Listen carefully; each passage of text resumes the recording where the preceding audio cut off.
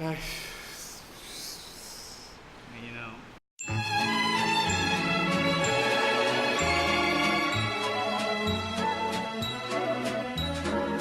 or do you want me to start? Yeah, because I haven't seen it. I just know roughly what happened. Alright.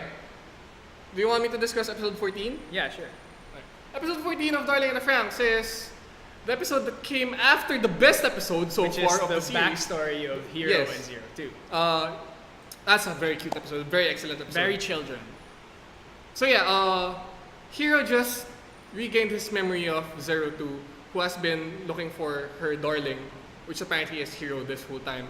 And both of them just kind of forgot about it, I think. Yeah, because kids, you know, they always forget who their darlings And are. thanks to what's it called? Thanks to the Pacific Rim Mind Meld, they rediscovered each other's or at least Hero discovered his memories in regarding Zero Two. So they're like, yeah, oh my god! But throughout that, kasi Strelizia, the Zero Two's mech has been rampaging kasi she's been emotionally unstable or something. So everyone was like, oh my god, what are we gonna do? We have to she's stop a monster. Zero Two. Yes, exactly. So right after she calmed down due to Hero, and right after Hero's like, oh, I've been searching for you all along. Ichigo, the team leader, decided to separate both of them, right? Because Yes. hey, you're a danger to everyone, to the team. And you're stealing my love's life force. Yeah, she didn't say that specifically, but yeah. you're a danger to the team. But secretly, I just don't want you to be with. I just don't want to get cucked Hero, by yeah. you. Not really. She's really concerned for Hero because she heard about the. Apparently, the longer Hero rides with Zero Two, Yes. he develops this thing. It's called classification or something. Saurification. He turns into a dinosaur like Yeah. Zero Two. He Turns loses into- a turns bit into of his Godzilla. humanity. And Zero Two heard about Ichigo heard about this, and then she told the whole team, and now they're concerned for Hero's health. They're gonna end up riding together anyway in the end. Yeah, we all know how it's gonna end. So here's what happened. They took the matter into their own hands and kept kept Hero away from Zero Two. Zero Two was locked in their dorm, guarded by the other members, while Hero was recovering in a hospital bed with some other people. Watching over. Watching over. And both Hero and Zero Two are having none of it. Yeah. But Hero's taking it better because he's a human, and Zero Two is a dinosaur. she's a dinosaur girl. Yeah, she Zero Two goes crazy, and then Hero finds a way to break out without noticing, right? And none of them know. So Zero Two, the group finally decides that all right, they look pitiful. Both Zero Two and Hero look pitiful while they're apart. Let's just give him the chance to meet each other. But at this point, Zero Two's already out of it. Yeah. So yeah, when they enter the room, Hero's not there, and Zero Two's like, "Oh, you guys are liars!" And then she decided to hurt them really, really badly. And then Hero came back and was like, "Oh shit, she's not here. She must be in the hospital." And he came back, my and God. then he saw the members down, and then Zero Two's choking Ichigo, and Hero's like, Zero Two, at this point, you're no longer human, you're a monster. And then it just breaks Zero Two. And then they go away, and then they go their separate ways. But then Hero, at the last minute, decides that he wants to still be with Zero Two. So he goes and runs towards her, but then Ichigo blocks her. And they're like, no, this is for your own good. I love you, Ichigo. I love you, I love Hero. myself. And then she kisses him, and then the episode Yeah, ends. but meanwhile, Best Boy Goro was watching. Yes, he was watching. Yeah, so that's the gist of the episode. That's the episode. Man, that sounds like a shoujo manga if I've ever heard one. He was there, but she wasn't there. And then he he wasn't there, then she was there. Like, It's kind of annoying, admittedly, but yes, it is. My main the problem for this was we all know that this is a very very annoying trope, right? yes, This happens, guys. If you've watched anime before, you know that this sort of thing happens. This is nothing new, right? You have to be 12 to not know what's gonna happen in the episode, right? yeah, it's just like this is how it is. I mean, it's a shoujo manga. It's a very annoying. I'm personally against the miscommunication snafu trope. This is my... I hate this. This is my worst... This is the worst trope for me, the melodramatic trope. Because worst trope is light novels. Well, it's not a trope, it's a medium. No, it's a because it doesn't improve the characters. Just everyone's wrong in this. In this situation, they just don't understand. They just don't know what's going on. So. Hero was wrong because he didn't take the time to explain everything to everyone. Yeah. If only he told Ichigo that this is the case, which he didn't, it could have had a chance. Ichigo didn't talk to anyone about anything because she was so blinded by her concern for Hiro that she decided to take matters in her own hands.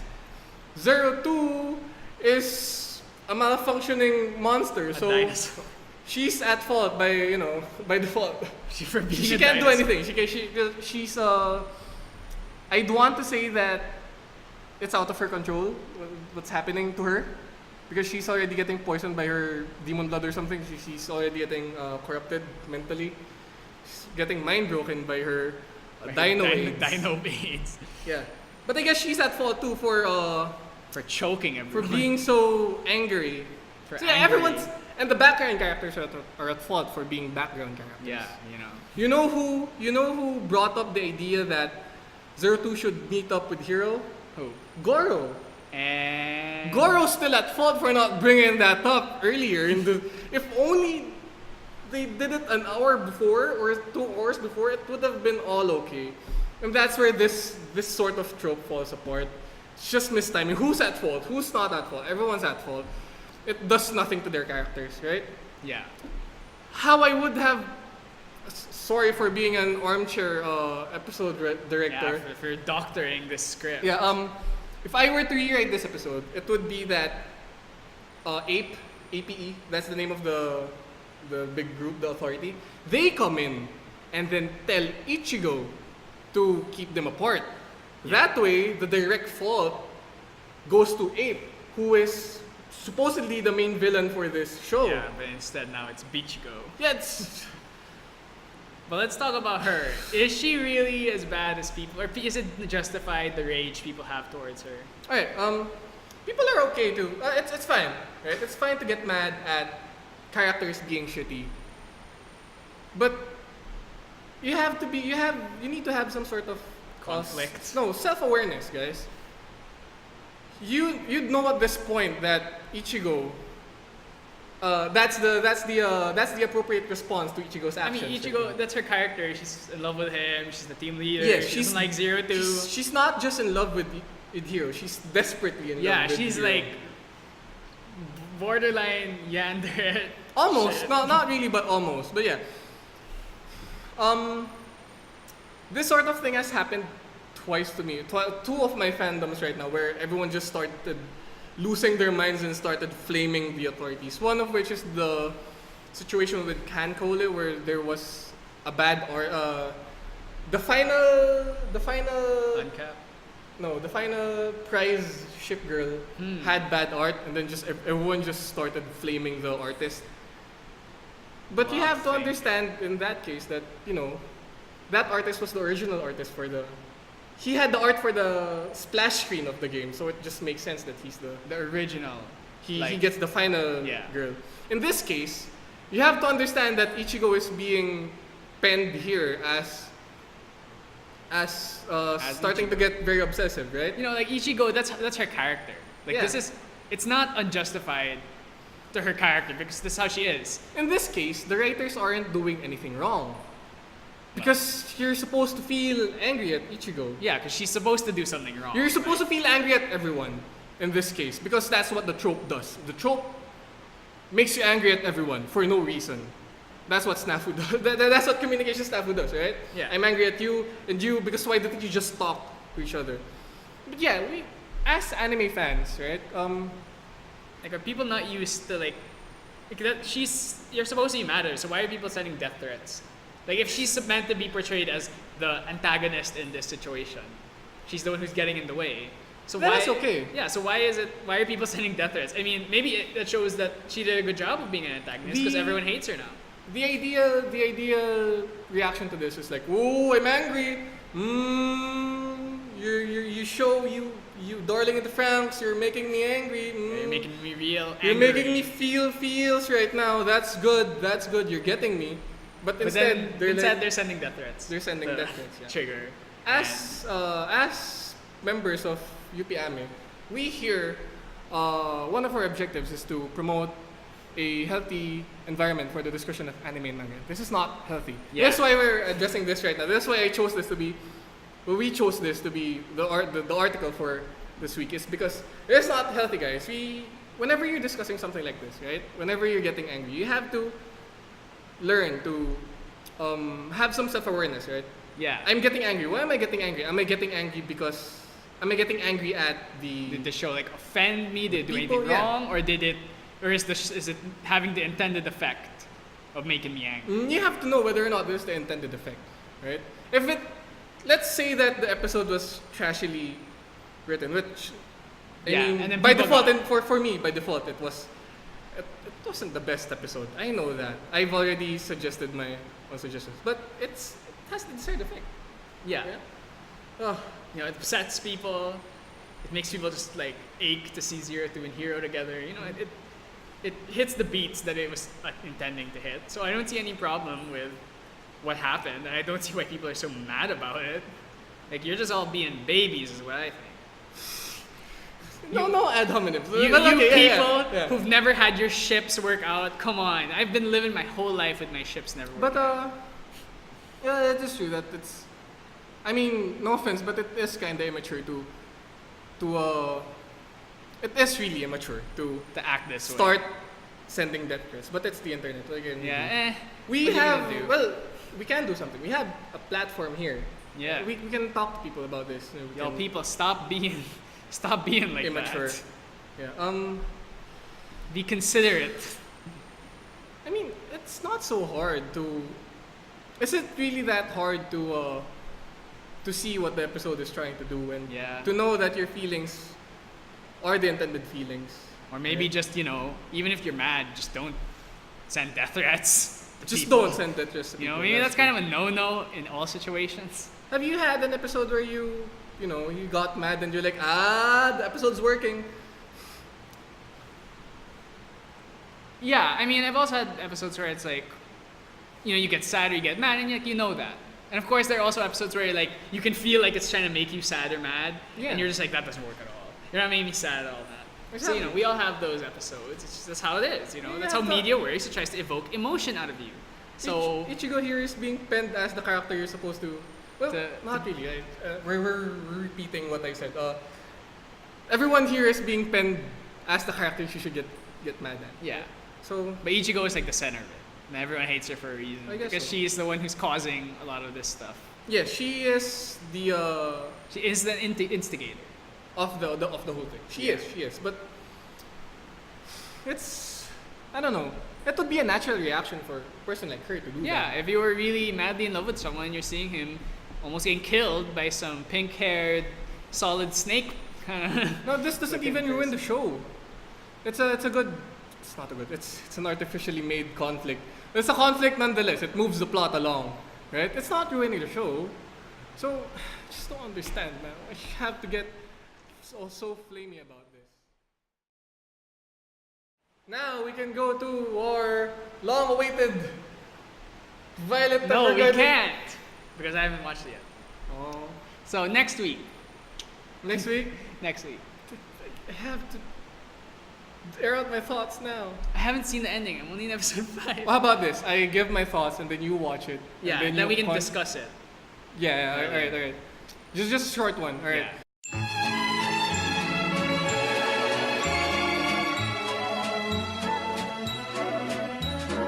I watched Violet Evergarden this week.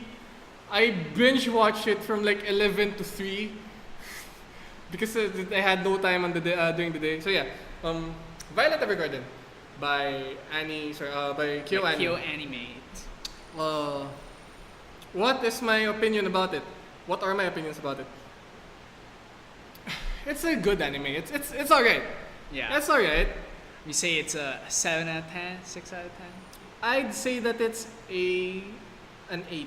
a solid 8 out of 10. Oh, a solid 8, not a weak 8. Not a weak 8, a solid 8 on the strong side of it. That's really high, man. Strong 8. As opposed to 8, that's weak. No, a strong 8 is really high, dude. Right. No, it's the way I describe Violet Evergarden is it's like Mushishi or Jigoku Shoujo. It's like Mushishi, but not good. No, it's like Mushishi or Jigoku Shoujo, but instead of feeling sleepy or feeling scared, they're trying to make you feel feels every episode. I don't know, man. Violet Evergarden made me feel pretty sleepy. I guess, but you have a heart of stone. So. Yeah, I don't cry for anything. So yeah, that's the whole setup of Violet Evergarden. Violet Evergarden is for the first half, for the better part of the first half, it's like an anthology. Like vignettes. Yeah, it's an anthology series where Violet Evergarden goes to some place And does something with her letters. No, and it solves the no. problem. Violet Evergarden does to some place. A character gets introduced, and the problem gets introduced, and then they go through a journey of self-discovery or some other And shit. then it ends. With the use of Violet Evergarden, right? Yeah. And it has a specific story beats. It's weird. It has a specific thing where, you know, where Jigoku Shoujo has that thing where every episode has that scene where they react to the website. Yeah. And they react, it's a website, right? Yeah. They react to the website and then they react to the doll. The Yeah. voodoo doll, right? They react So to- every Violet Evergarden episode has to have the part where they react to her robot arms. Yes. Yes, they react to her robot arms every episode, and then Violet Evergarden reacts to the word love being used Yeah. every episode. So I don't know what love is. So yeah, it's Really? when you get down to it, Violet Evergarden is formulaic, but I don't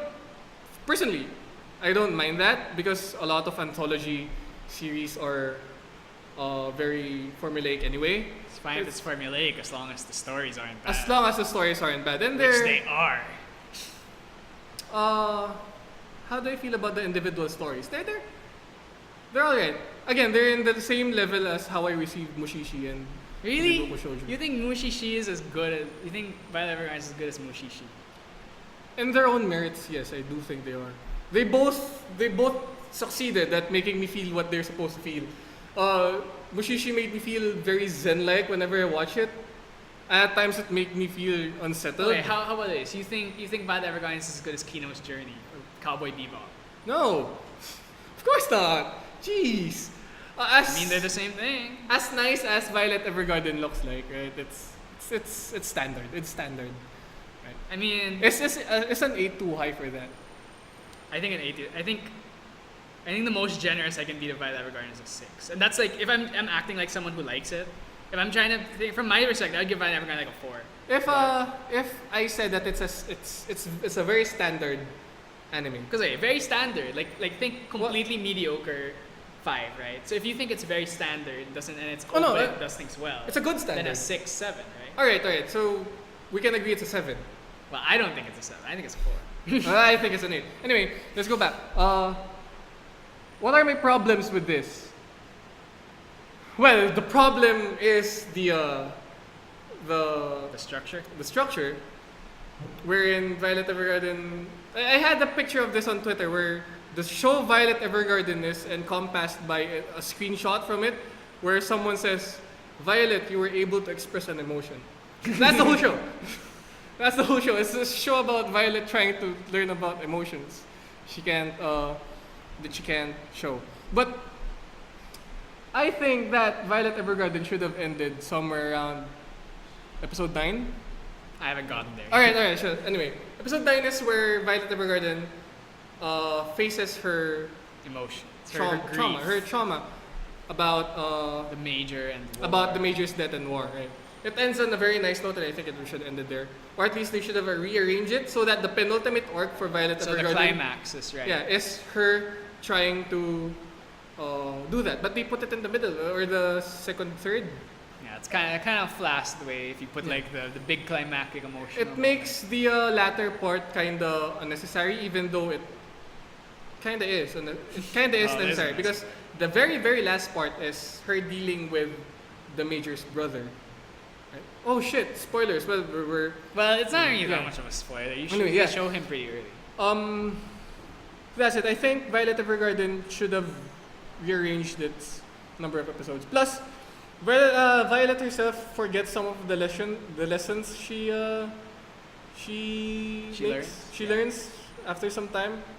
Another thing that I noticed about Violet Evergarden is that there's this one scene, right? The episode that was talking about last week, where the mom was trying to write letters to her daughter in the future. Yeah. They had a very weird moment there where Violet started crying at the end. And she said that, I was just so sad I can't stop myself from crying. I was like, what? Are you trying to tell? This is very... Dude, Violet does that a lot. She just starts crying. No. The thing she said was that, it was so sad I can't stop myself from crying. I was like, are you telling this to us, the audience? Is this how we're supposed to feel?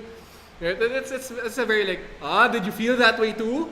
Huh? My main problem with Violet Evergarden is really that it feels, all of its emotional beats feel extremely unearned. Where like, it's trying to make me feel sad, and it's doing it by having this sad dramatic music and having this like really generic sad moment. But it's like, I don't care about any of the characters. I compare it to Inside Out, because everyone talks about that scene in Inside Out where the imaginary friend disappears. Oh, and then I'm like, I didn't even like that guy, so why would I care? But I mean, in my heart of hearts, I was kind of sad because I'm like, oh, the music and it's like everything. But then I'm like, wait, but I don't even like that guy. So I'm like, I should feel sad. So that's how I feel about Violet Evergarden. It's like, I don't like Violet. I don't like any of the people she meets. I like to talk about episode 5, which is that the father, I think. Yeah, is that episode 5? What's the one with the father who wants to write? The guy who writes. Yeah, plays. that is a kind of weak. And I'm like, episode. because people kept talking about how great the episode was. I'm like, dude, his daughter is like, oh, a flashback of him having a daughter. I'm like, yeah, wow, the most generic way you could get me to emphasize the character. He has a daughter, and she's dead. Like, I haven't seen that one before. Am I supposed to care that he had a daughter and now she's dead? All of the stories here. Yeah, and then the other one is just like, oh, I like the prince, but he's writing the letters, and I'm like, what? I want to know his real emotions. This is so like, why am I supposed to feel anything for these characters? It's just like, I don't care about them. I don't care about their conflict. It's all really like just stuff that doesn't feel earned to me. I see. And the emotions just feel really forced. It's like, oh, you have to feel sad right now, but there's no reason to feel sad. Now that I've seen it, I can see where you're coming from with this. Na like, these are, for example, yung the couple, Yeah. yung princess. It is kind of they could have. I think that it could have used more time for them. Yeah, that's how I feel about every episode. It's just like, well, if you spent more time, like, that's why I say Violet Evergarden's a snooze fest, because every episode feels like from the beginning to the end, there's like little actual development. It's just like, oh, this stuff happens and it's over, but it doesn't feel like anyone learned anything, or it feels like all the emotions are just like, there's no like sense to them. I don't agree. I think Violet learns a little bit every episode. For example, in the Prince episode, she learned how to smile a bit. In the next episode, she learned. What did she learn? She learned. Is that the astronomy one, or is that episode 6? What is the ending No, of no. the The next episode? the episode, so she tried to float on the water, and I just cringed so hard because I'm like, Oh, yeah. how is she stepping on water? Is she Jesus? Did you see it? Like, yeah, she's like, what did she feel? She learned how to cook in that episode. And she learned how to harass her customers by stealing their alcohol. What? Dude, she was totally she was overstepping her bounds. No. She's like, that's alright with me. She's socially maladjusted, so that's fine. Yeah, but then the person should get pissed off that the person he's hiring is basically telling him what to do. This is the contract. The contract is that she will get you your message, and she will do whatever it takes to get the message, right? In the latter episode, she goes to the battlefield in order to get the message done. Yeah, but I don't think that you're in a service job like this. I don't think you're allowed to just tell. Violet is like Violet's like what's her face? Mary Poppins. Would you entrust Mary Poppins with your child? No. Mary Poppins does creepy things, but she gets the job done. But I wouldn't entrust her with my child. If only. We're getting too out of track here, but yeah. We'll talk more about this when I finish the show. I mentioned Mary Poppins because when she got her parcel, she did look like she just started looking like Mary Poppins. She either looks like she acts like either Nanny McPhee or Mary Poppins. But she looks like Saber.